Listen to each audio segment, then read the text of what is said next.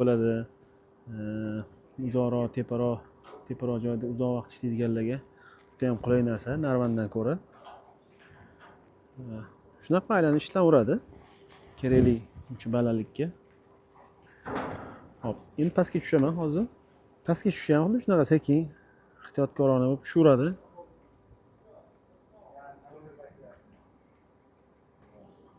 Tez tushsa ham silkitib yuboradi. Hozir sekin tushadigan qilgani ham yaxshi. Shu 150 kiloga mo'ljallangan instrumentlar bilan taxminan 100 kilolik odam bo'lsa, instrumentlarni olib bemalol tepada ishlayveradi. Shu ishlar shunaqa ehtiyot bo'lib tushib chiqaverasizlar.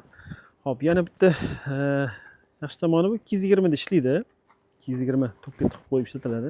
Hech qanaqa batareya yo'q buni. Hop, tok bo'lsa bo'ldi. Hop, ko'tardingiz, misol uchun shunaqa vaziyat bo'ladi. Tepada ishlab turgan paytingizda ko'p ishlayapti. Masalan, ko'tarib qo'ydingiz. Ko'tarib qo'yganingizdan keyin yetilik tok bo'lmay qoldi. Shunaqa vaziyatda nima qilish kerak? Tepada qolib ketamanmi deb o'ylaganlar uchun. Hop, tasavvur qilamiz, tok uzildi. Uzilgandan keyin avtomatik knopkalari ishlamaydi.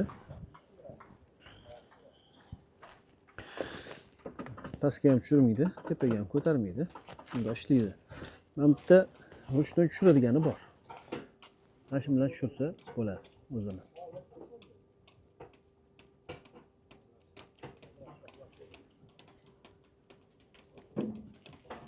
Mana joyiga qaytarib qo'yiladi. Kimga shunaqa platforma yoki shunga o'xshagan yo bunga o'xshagan yo bundan ham kattalari kerak bo'ladigan bo'lsa, bemalol aloqaga chiqib murojaat qilaverasizlar.